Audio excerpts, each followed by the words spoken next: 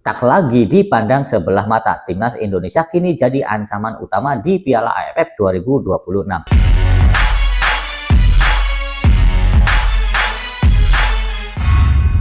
Bismillahirrahmanirrahim. Alhamdulillahirrahmanirrahim. Allahumma sholli ala sayyidina Muhammad. Assalamualaikum warahmatullahi wabarakatuh. Jumpa lagi dengan saya Kedungu TV. Terima kasih para penonton yang sudah menonton, sudah like, sudah komen. Saya doakan pasti sukses, lancar, berkah. Allahumma amin. Kabar hari ini, kembalinya sejumlah pemain diaspora ke kompetisi Liga Super Indonesia mulai bermunculan optimisme baru terhadap peluang timnas Indonesia menghadapi Piala AFF 2026. Meski masih memunculkan beragam pandangan, kehadiran pemain-pemain yang sebelumnya berkarir di luar negeri dinilai dapat menjadi keuntungan tersendiri bagi skuad Garuda. Terutama jika para pemain yang merumput di Eropa tidak dapat bergabung karena jadwal klub. Pelatih John Herman disebut tidak akan mengalami kesulitan besar menyusun komposisi tim. Pasalnya stok pemain berkualitas yang bermain di kompetisi domestik tetap melimpah. Terlebih setelah beberapa nama diaspora memilih kembali berkarir di Indonesia. Salah satu pemain yang telah resmi bergabung adalah Sandy Wallace yang kini memperkuat Persib Bandung. Kemudian kabar terbaru bahwa Ragnar Uratmangun juga telah bergabung dengan skuad Maung Bandung. Menghadapi Piala AFF 2026, John Herman diperkirakan akan memadukan pemain senior, pemain Liga Indonesia serta sejumlah pemain keturunan yang tengah menjalani proses administrasi. Langkah tersebut sebelumnya juga disampaikan Ketua Badan Tim Nasional BTN Sumarji. Media Vietnam pun mulai menyoroti kedalaman skuad Indonesia. Mereka menilai tim Garuda berpotensi menurunkan banyak pemain yang sudah berpengalaman membela tim nasional senior.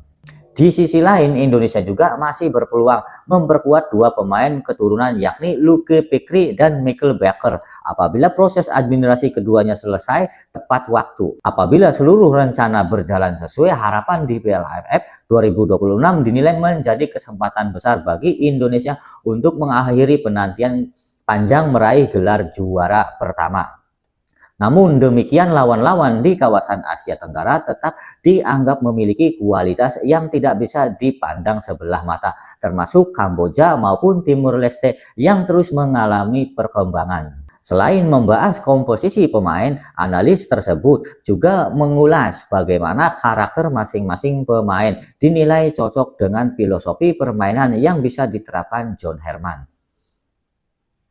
Usai hasil undian fase grup diumumkan, John Herman sempat mengungkapkan hal yang paling membuatnya terkejut bukanlah beratnya lawan yang dihadapi Indonesia, melainkan fakta bahwa skuad Garuda sudah 6 kali mencapai final di Piala AFF tanpa pernah mengangkat trofi juara. Menurutnya pencapaian tersebut menunjukkan bahwa Indonesia sebenarnya memiliki kualitas untuk bersaing. Persoalannya bukan semata soal kemampuan individu, melainkan bagaimana membangun mentalitas juara serta memanfaatkan momentum pada saat yang tepat. John Herman juga berpandangan bahwa kekuatan negara-negara Asia Tenggara kini semakin merata. Vietnam tetap tampil disiplin, Thailand memiliki tradisi kuat, Malaysia terus berkembang, Singapura dikenal rapi, sementara Filipina dan Myanmar juga berpotensi menghadiri kejutan. Di tengah persaingan yang semakin seimbang tersebut, ia menilai Indonesia merupakan salah satu kandidat yang sangat bahaya meski bukan favorit mutlak. Pandangan tersebut sejalan dengan pernyataan Ketua BTN Sumarji yang menegaskan bahwa Piala AFF tidak pantas dianggap sebagai turnamen kelas 2. Menurutnya Indonesia justru belum pernah menjuari kompetisi tersebut sehingga target menjadi juara harus menjadi motivasi utama seluruh elemen tim. Sumarji mengatakan bahwa PSSI melihat edisi 2026 sebagai momentum penting untuk mengukir sejarah baru. Ia optimis target tersebut dapat diwujudkan karena dukungan tim pelatih yang dinilai kompeten, kualitas pemain yang semakin baik, serta bertambahnya pemain diaspora yang kini bermain di Liga Indonesia. Ia juga menegaskan bahwa federasi akan memberikan dukungan penuh terhadap seluruh kebutuhan tim pelatih agar persiapan menuju turnamen berlangsung maksimal.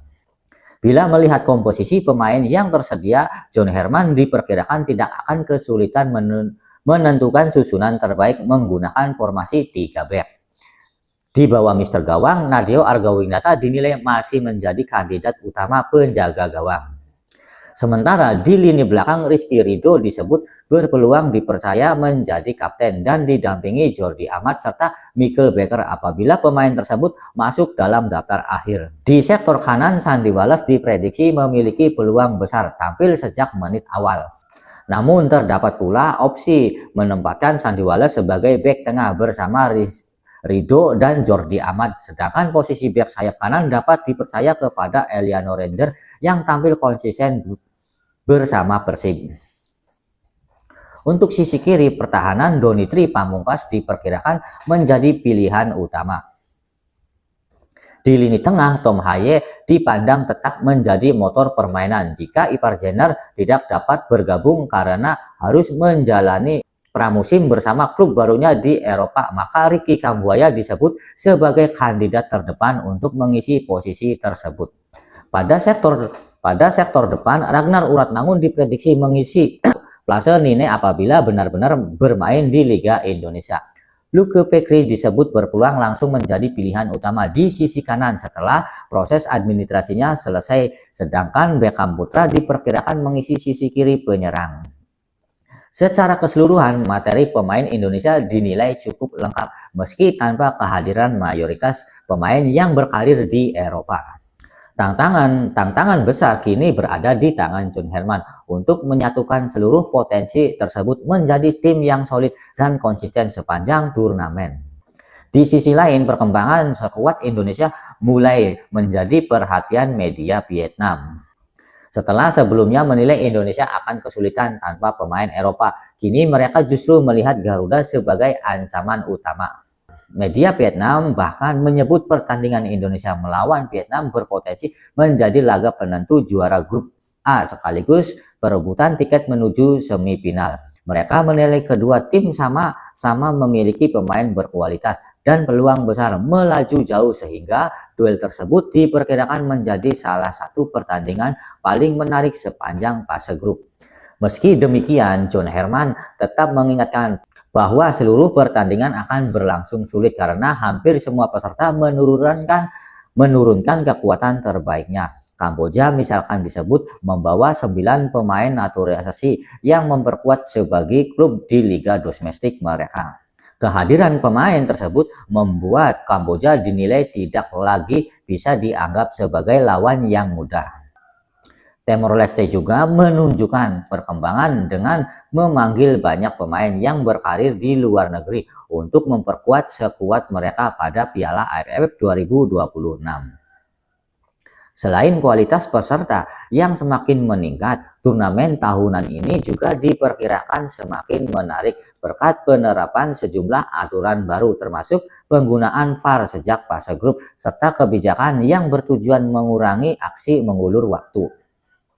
Pada akhirnya, optimisme publik terhadap timnas Indonesia bukan hanya muncul karena banyaknya nama besar dalam skuad. Kedalaman pemain membuat pelatih memiliki lebih banyak pilihan ketika menghadapi situasi cedera maupun absennya pemain tertentu. Namun seluruh potensi tersebut tetap harus dibuktikan di atas lapangan. Kesuksesan Indonesia di Piala AFF 2026 akan ditentukan oleh kemampuan tim mengubah kualitas individu menjadi pemain kolektif yang konsisten. Jika mampu melewati seluruh tantangan tersebut, kesempatan mencatatkan sejarah sebagai juara AFF untuk pertama kalinya akan terbuka semakin lebar. Sekian info dari kami, mohon maaf kurang lebihnya. Assalamualaikum warahmatullahi wabarakatuh.